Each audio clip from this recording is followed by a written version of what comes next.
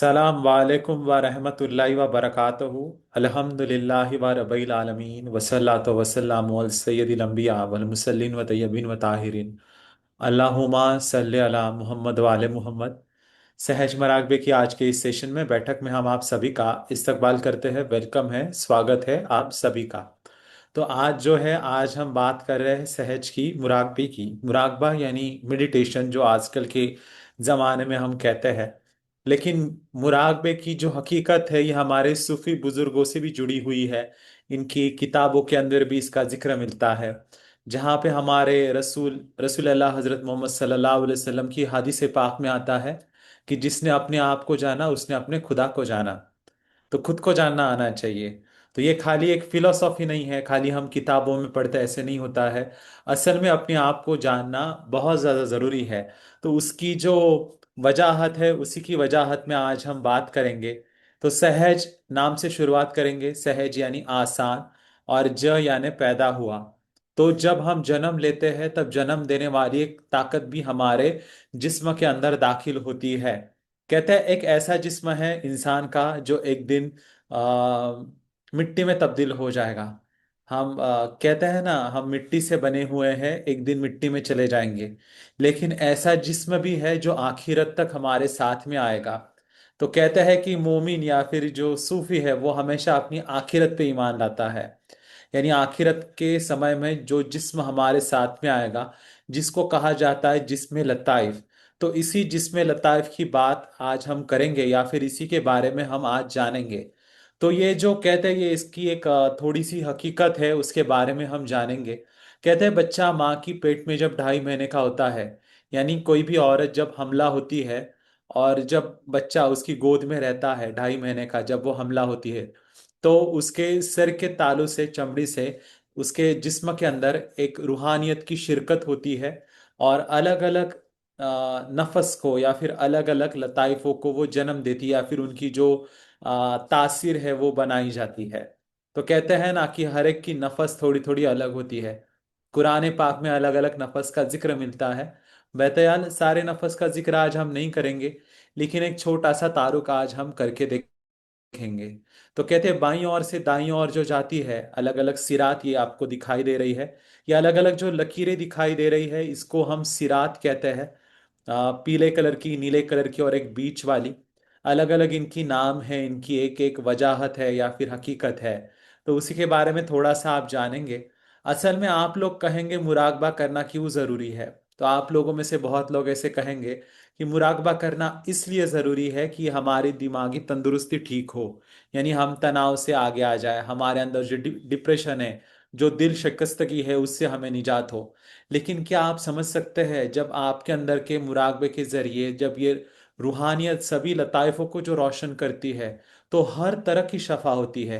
चाहे वो आपको अहलो हयात से जुड़ी हुई हो, आपके जिस्म से जुड़ी हुई हो, आपके दिमाग से जुड़ी हुई हो, आपके कारोबार से जुड़ी हुई हो, बरकत से जुड़ी हुई हो, मादी से जुड़ी हुई हो, आपके कौम से जुड़ी हुई हो, आपके मुल्क से जुड़ी हुई हो। हर तरह की शफा यहाँ पे होती है। तो कहते हैं ना, एक बार हम खुदा से जुड़ जाते हैं तो और चीज देखने की हमें जरूरत नहीं पड़ती। तो कुछ उसी तरह से है। तो खुद से जो है, ये खुदा से हमें जोड़ने का ये जो तरीका है, इसी को हम सहज कहते हैं। तो थोड़ा सा हम तारुक लेते हैं कि बाईं ओर से जो सिरात दाईं ओर चली जाती है, इसको कहते हैं हम सिराते आफताब, यानी पिंगला नाड़ी, या फिर राइट सिंपैथेटिक नर्वस सिस्टम। पीले कलर की आपको दिखाई दे रही है, ठीक है। तो ये जो पीले कलर की जो सिरात हमारे अंदर बनती है, इसको सिरात आफताब, अशब यमीन भी कहेंगे। और ये जो है हमारे अंदर के ईगो को दिखाती है, आगे आने वाले कल को दिखाती है। जो मुस्तकबिल के बारे में जब इंसान सोचता है, तो उसी को ये दिखाती है। हमारी जितनी भी जिस्मानी हरकतें होती है, फिजिकल एक्टिविटी होती है, उसको ये चलाती है। असल में कहते हैं कि इंसान का जो दिमाग है ना, ये एक नहीं बना हुआ है, इसके दो हिस्से हैं। एक हिस्से में हमारी पूरी जो एक्टिविटीज है, हमारी जिस्मानी जितने भी तरीके हैं, फिजिकल एक्टिविटीज, उसको संभाला जाता है। और एक हिस्सा ऐसा है जो हमारे अंदर के इमोशंस को दिखाता है। तो इंसानी जिस्म का जो लेफ्ट हैंड साइड का जो हिस्सा है, और जिस्म के राइट हैंड साइड का जो हिस्सा है, ये हमारे अंदर के सिराते आफताब को दिखाता है, जो हमारे अंदर के गर्म तासीर को दिखाता है। जब हम मुस्तकबिल के बारे में ज्यादा सोचेंगे, आगे के बारे में ज्यादा सोचते हैं, तनाव लेते हैं, हमारी गर्म तासीर जब होती है, हम भविष्य के बारे में ज्यादा सोचते हैं, फ्यूचर के बारे में, दूसरों को तनाव देते हैं। किसी किसी की तासीर गर्म होती है ना, जिस तरह से, जैसे आप सभी लोग काम करते हैं तो कुछ ऐसे भी लोग होते हैं ना जो अपना काम दूसरों को देते हैं और उनको ऑप्रेस करते हैं या फिर उनको दबाने की कोशिश करते हैं। तो ये हमारे अंदर की जो अना है, मुस्तकबिल है, आगे आने वाली सोच है, तो इसी को ये दिखाती है। इसको कहा जाता है मलाकाते रदिया, हमारे सूफी अल्फाजों के अंदर, या फिर हमारे जो अमलियात का जानने वाले थे इसको कहते हैं मलाकाते रदिया, जो हमारे सिराते आफताब को दिखाती है फ्यूचर के बारे में। ठीक है। तो जो लोग अपने सिराते आफताब का इस्तेमाल ज़्यादा करते हैं, उनके अंदर अना होगी, उनकी तासीर गर्म होगी, वो हमेशा फ्यूचर के बारे में सोचेंगे, और उनके अंदर हमेशा किसी चीज को लेके वो एम्बिशियस रहेंगे, गोल मोल रहेंगे, उसी के पीछे दौड़ते रहेंगे, हमेशा बिजी रहेंगे।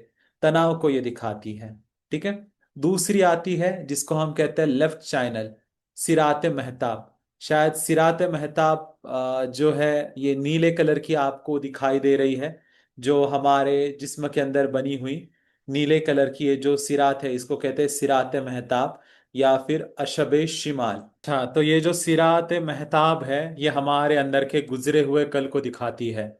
जब हम कभी भी अपने गुजरे हुए कल को, माजी को याद करते हैं, बहुत ज्यादा माजी के बारे में सोचते हैं, पास्ट के बारे में सोचते हैं, इमोशनली जब डिस्टर्ब रहते हैं, या फिर हमारे इमोशन से, जोश जज्बातों से जुड़ा हुआ अगर कोई सिरात है या फिर कोई तासीर है, तो वो है हमारे अंदर बनी हुई सिराते महताब की तासीर।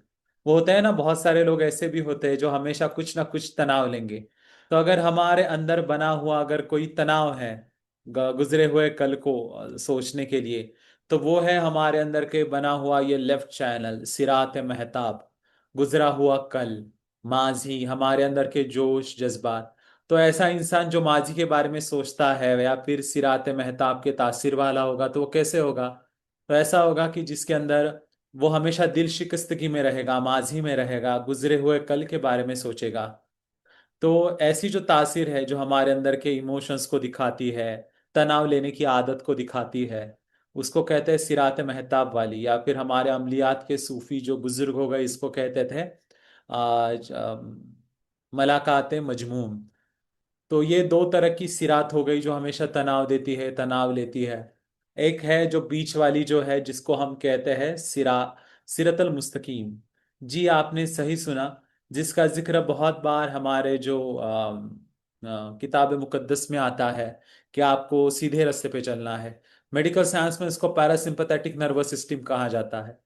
अगर आप लोग नमाज अता करते हैं तो देखा होगा कि, अच्छा देख करते ही होगे, लेकिन आपने देखा होगा कि ज्यादातर जो आयाम होता है ये हमारे रीढ़ की हड्डी का ही होता है। मेडिकल साइंस ये कहता है कि इसी रीढ़ की हड्डी के अंदर हमारी पैरासिम्पथेटिक नर्वस सिस्टम है। जब हमारे अंदर की रूहानियत, जब हमारे पैरासिम्पथेटिक नर्वस सिस्टम्स के चढ़ते हुए हमारे लताइफों को रोशन करती है, तो इनकी जो खुसूसियत है ये हमें अता की जाती है। ये अलग अलग लताइफे हैं, इन अलग अलग लताइफों की एक खुसूसियत है, इनकी अपनी हकीकत है, वजाहत है। जैसे आलम फनी की खुसूसियत है कि ये आपको सादगी अता करता है। आलम नासूत की खुसूसियत है कि आपके अंदर ये क्रिएटिविटी लाता है, आप कुछ ना कुछ बनाना, कुछ ना कुछ करना सीखते हैं, आपकी तवज्जो रोशन होती है। तीसरा लताइफ है आलम लहूत या फिर आलम नियत, जहाँ पे हम नमाज अता करते हुए नियत बांधते हैं, तो ये हमारे अंदर की नियत को साफ करता है। चौथा लताइफ है आलम मलकुत, या फिर हम आलम कल्ब भी कहते हैं, तो आपको इश्क हकीकी अता किया जाता है।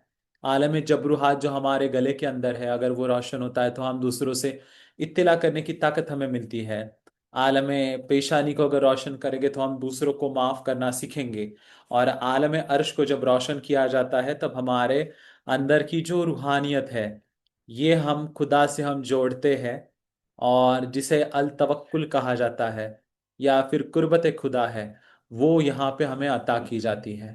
तो अगर कोई भी बीमारी हो तो वो भी शफा हो जाती है, यहाँ तक काफी हद तक वो उससे मदद होती है। और इनकी अपनी एक हकीकत है, वजाहत है, शायद हम आपको आज पूरा तो नहीं बता पाए, लेकिन एक छोटी सी हमने आपको बताई। और सहज मुराकबा जो है ये आज से 50 साल पहले, 50-53 साल पहले एक बहुत बड़ी आलिम बुजुर्गा हो गई थी, हजरत बीबी माई साहिबा निर्मला रहमतुल्लाह अलैह। इनकी एक खोज है, इनका एक इक्तिशाफ है कि जिसकी वजह से हम इसको महसूस करते हैं। हम सभी इनको प्यार से श्री माता जी भी कहते हैं। और इनको अलग अलग अवार्ड्स, रिकग्निशन, किताबें दी गई, जिसको आप अपने तस्वीर पे देख रहे हैं। तो बीबी माई साहिबा की इक्तिशाफ से हमारे अंदर की रूहानियत रोशन होती है, और हम इसको महसूस कर सकते हैं। कहते हैं रूह, ये जो अल्फाज आया है हु से आया, हु यानी हवा। तो कहते हैं हमारे अंदर की जब ये रूहानियत जब रोशन होती है, तब हमारी दोनों हाथों के हथेलियों से और मस्तिष्क के चमड़ी से हमें ठंडी हवा का तजुर्बा होता है, और हम बेख्याल महसूस होते हैं, और एक अलग सी कशिश महसूस करेंगे, कशिश या फिर एक अमन महसूस करेंगे अपने अंदर आप, और बहुत ही खूबसूरत लगता है। तो आज का मुराकबे के अंदर आप जुड़े रहिएगा, और इंशाल्लाह अलग अलग लताइफों के बारे में हम आपको ज़रूर इत्तला करवाएंगे। फिलहाल के लिए हम मुराकबे के अंदर बढ़ेंगे। बहुत सारे लोग ऐसे होते हैं जो हमें कहते हैं कि आप हकीकत क्यों नहीं ज़्यादा बयां करते। तो बाबा बुल्ले शाह का एक जिक्र है, बाबा बुल्ले शाह कहते हैं कि भीगा बात आदम की कहन सुनन की नाही, जो जाने सो कहे नहीं, जो कहे सो जाने ना। तो उसी तरह से है कि ये बात इतनी खूबसूरत है कि आप इसको बयान नहीं कर सकते, और जो बयान करता है उसने उसको महसूस ही नहीं किया। तो बाबा बुल्ले शाह की अगर हिदायत सुने तो वही को हम महसूस करने की कोशिश करेंगे, हमारे अंदर की रूहानियत को। इसको हम सहज योगा के नाम से जानते हैं।